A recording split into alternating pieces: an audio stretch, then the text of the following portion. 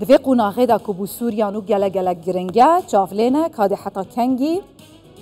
افعالین هنه دیسا و دوباره دست به گفتگو دا ولوکن خوب کن و کمبونه کدن انجام بدن لسر و مجاره را دواستم جای جدعان علی سروکن و نراتیانه کسی لحریما کردستان دپرسم جای جدعان تو بخیراتی کردستان دو پنگاوه که خیره چه بو آلیین کردین کو سال 2020-2021 و دالوک راوستیایی دالوک اک چه بو تچما سری خود هجینی والله ابرا پورت پیر زور ماندی بو حتی تا خوندنش 2012 و حتی نها و ریکفتنا 2012 و 2013 و 2014 20 و 20 و دهونی و بری وینا و پشتی وینا همه هر اوا یک انجام سرکه ریکفتنا دهو که رزگار کرنا کوبانی بو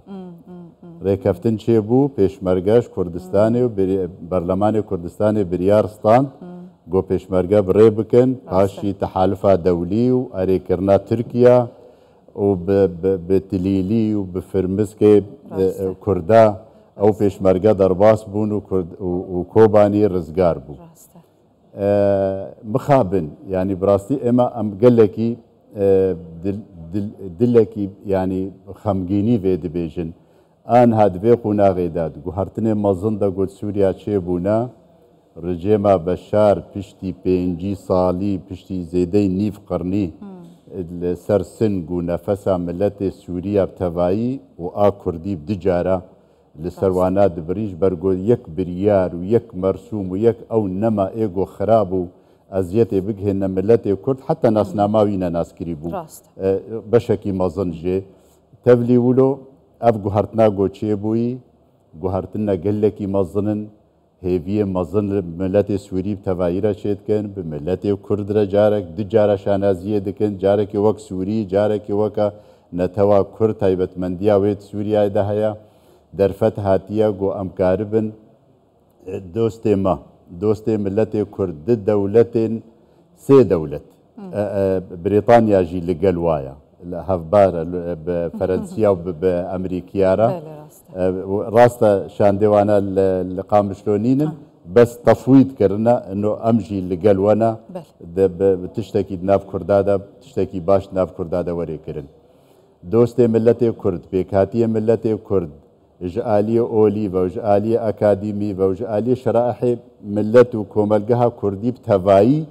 دخوازيج تفجرة سياسي جهردو آلية إنه دفي ببنايك باشا أمجي وك أنجمانا كردي أمجي وك أنجمانا كردي جواتا دهني قوتشي بوي جدوف داخوازو فشارو وبراستي ام بجاوكي مازن ليد ميزينن فرنسي وامريكي بهافرا واديسه بيجن بريطاني جيبوارا اما قبول كروك انجمانا كردي ام بريز مظلوم عبديرا رونن تبيغو مجوارا غوتيا ولو جيرا بيجن ام ديريكت بهرن بهافدورا امو بهيدي بهافدورا رونن بلا اول رجما ام هرنا جما غوتيا ولا عولي بريز مظلوم ببينن دوفرا ام ميزن بكاويتش بما غوتما دهوني هون حاضرن ببارتيين بيانا كرا كومبن بيغومان ام امادنا بس ام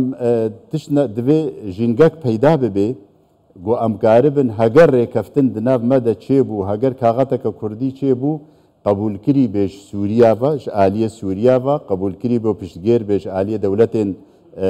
خودي باندور د سوريا دا ودولتي هرمي د سوريا دردور سوريا شكلي وين ريكفتن تشيا هون شو دخازر اما ام دبيجن هاجر السريدة جركة بياده وقصده وهر دزجه واي قول سوريا كاردكن علاقتا خب بكاكيرا ببرن راج هينن سر راج هاندنه بنویساندی بکنفرانسه کی روزنامه‌وانی به داخویانی که درخن و بجدی به علاقتا خوشه فك يعني انهاء العلاقه فك الارتباط علاقه بيتشيا دفي فيناجي ببرن حبسشينا ما هنا جارانو سوا نديارا ام دبيجن دفي جارانو سوا ديار ببي بدنا خويا كرنش خلكي وارا وش اهلي وارا عائله وارا بێکە ئەv li ku derêne. باشە دۆشانەوە ji مەزلوم عەبدیڕا گوت و عشکرای van tişta hemiya gotiyek dû sêata de û ev rêkeftinê gota kerem kirî anha ser şaşê anî ziman ev hemû jê re gotin û çi got wan hinek jê gotin wela rast ez tevlî we dibim gor hevalê me ji me re neqil kirine hinek jê dibêje wela meselen a qesedê û çekdariyê ev îşekî çekdariye em ê bi aliyê çekdarî ve guftugûyê bi cihê manî re bikin bes ez ê ve hemû tişta neqlî peyedê bikim rêveberiyê bikim ji bo em karibin rêkê bibînin têde gotê gihiştinek çê bibe wilo weed daye berêz Mezlûm Ebdê bi şahdebûn û bi haziriya Amerîkana û Ferensiya li wê derê hêviya me ew e got karibê wedê xwe bicîbêne tevî got ev qas rêkeftin hûn ji Mezlûm Ebdê razî ne ne em jê hûn dixwazin ev jî were guhartin ne mesela werê guhart ne yanî gotinê xwe û sozê xwe pêk nayînî nikarê an nahêlin an naxwazê di encam de her yeka naxwaze çima hûn li hev bicivin hûn li hev civiyane heta rêkeftinê bikin belê em li hev civiyane wek va carê berê got em li hev dirûniştin me tiştê xwe got ji me re lazim û heye li ser erdê dibin û em weke Kurd gereke kaxeteke Kurdî çêkin û şandeke Kurdî çêkin kaxezawa safî Kurdiye ne bandora Enqereyê tê de tune bis eşkere me xwe hûn dibêjin kaxeza partiyên Rojavayê Kurdistanê bandora Qendîlê li ser e ew jî dibêjin bes peyedê bes peyedê belê a peyedê bandora Qendîlê li ser e ew jî dibêjin a hewa bandora Enqereyê li ser e bila bêjin em ê li ser erdê ji hevdûra biştan ez ê bêjim te ez dibêjim were em bi hevdûra yani bo rêkeftina hewa Enqereyê destûrê dide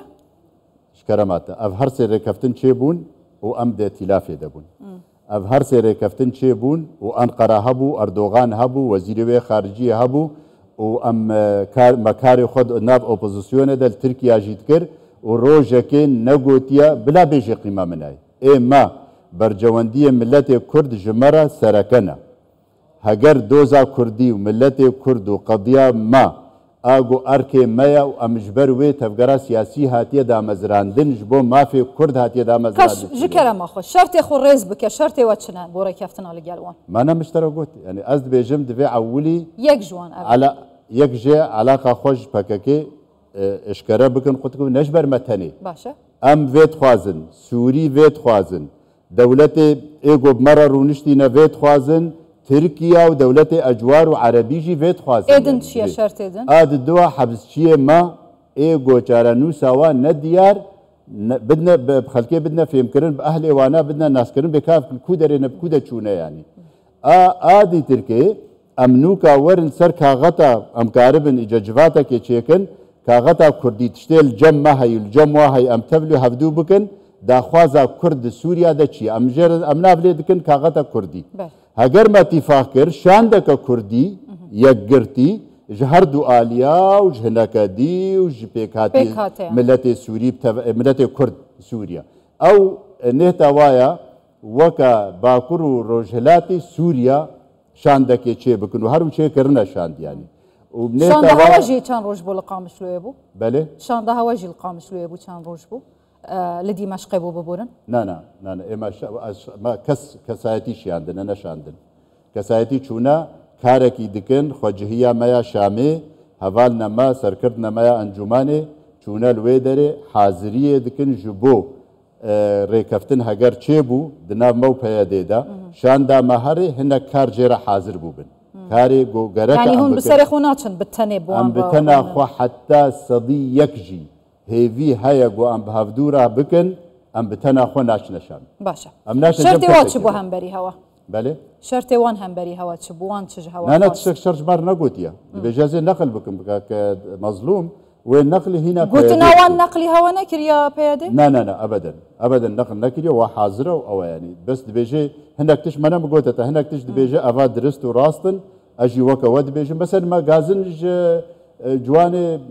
şoreşgêr kirine ev hinek dezgeh û saziyê wane hene bê mecne ne û kes nizanî tabiî kêne û em amirê xweşkê distênin bes wextê got xerabiyê bikin derdiçin meselin em neha tevî got baragê me şewtandine xelkê me girtine zîndanê wa vala nebûne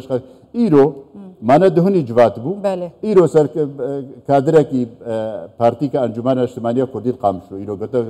عێریشی سەر مالاویکردنەوە بەلکی دەستە سێم هەوێ دخوازە ناومەڵە کوردان خراپکە بەلکی دەستە سێم ناخوازە هەون ڕێک بکە تەمامەن دەستێ سێمژی هەنە و یە چارەمژی هەنە و بەلکی ترکژی ناخوازن و بەلکی هەنەک عەرەبژی ناخوازن بەلکی هەنە کوردژی ناخوازن بەس مامێ ئاواکن ئەف کریارێ سەر عەردێک و ئەم بکن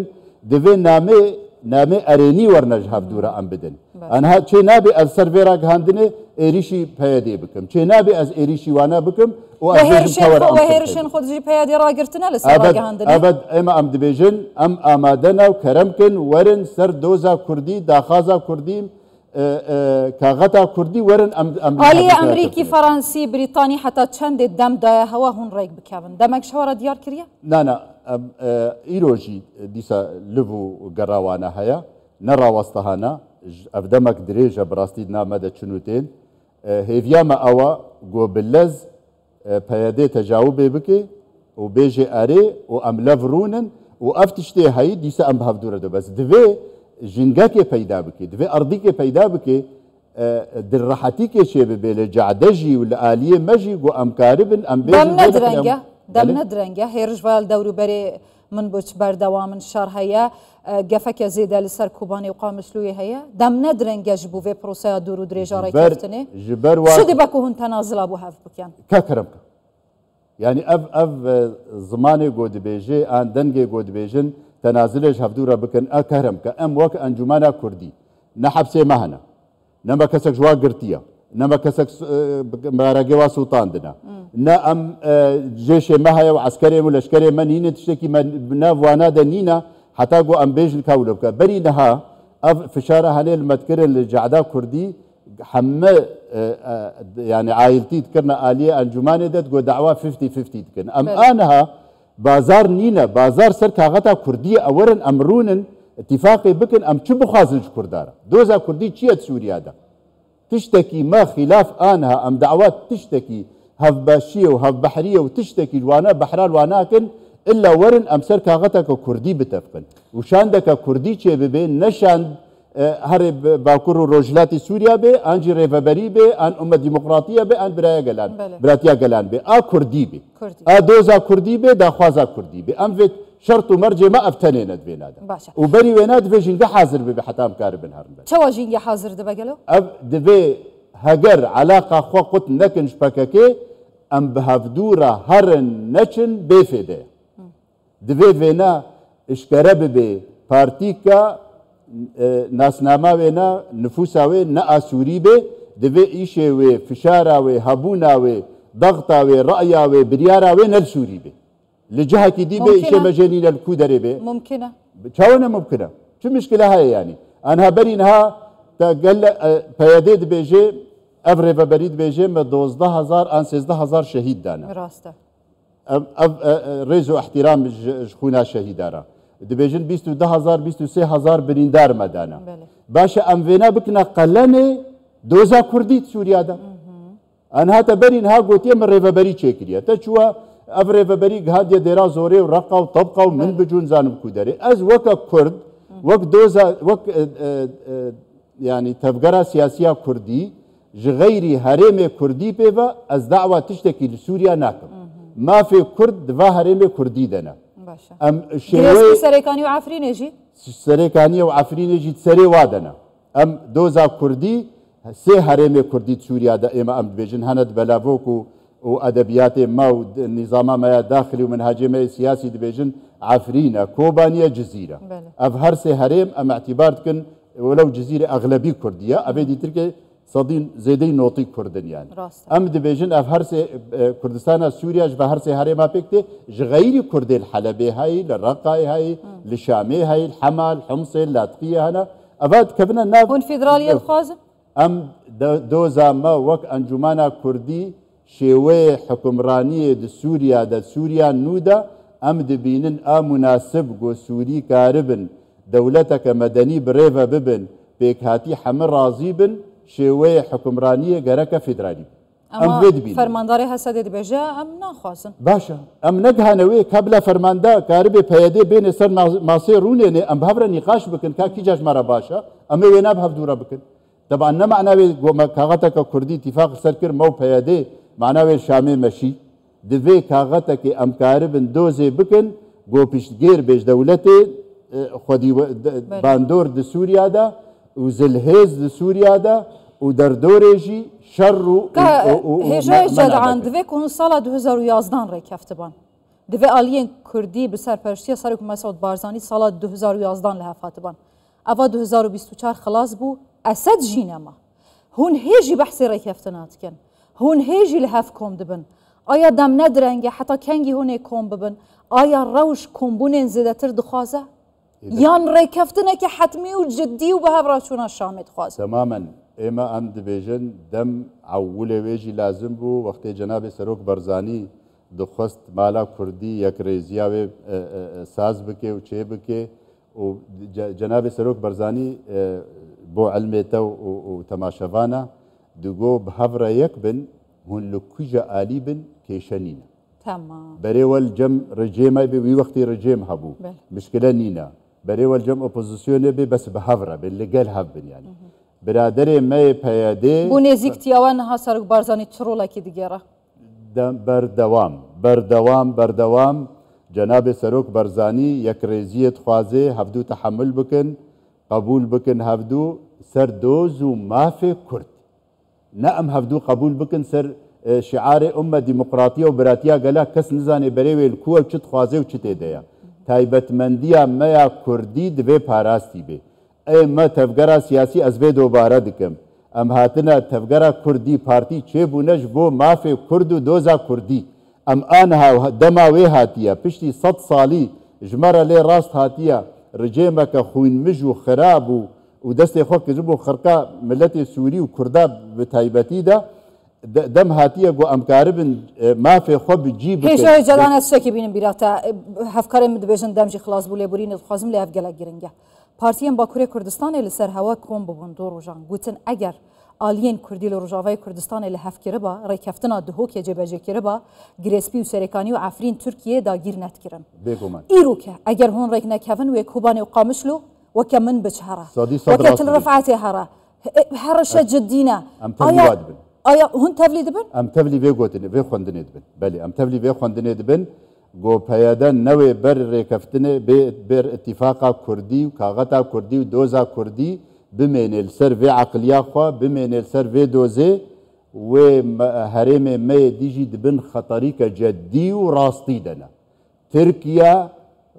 هزا پیاده و هزا ترکیه برانبری هف نای مقارنه نابه بهف دورا دولتك هون بأميدن بكرتي هون الريق بكيفن بهافرا بتشن شامي هيفيا وهي أميدا وهي دا خوازا ما أوا هيفيا ما أوا جعدا كردي تبدا تخوازي تفقر حمد خوازي دوست ومروفي ما وخلكي ما حمد في تخوازن بيك هاتيه ملتي كرد حمد في تخوازن هجر بيدي نكي غرك حمد بري خبدني دا بيجي شماتناك يعني سر دوزا كردي نسر تشتكي دي قال لك سباس هجا جدعان علي سروكين ونراتي أنا كسلي هالي ما كردستاني تو هر هبي بهيفي ما بري كفتني دي صاب دي دار هوا الشاطبين إن شاء الله قرأك إن شاء الله سباس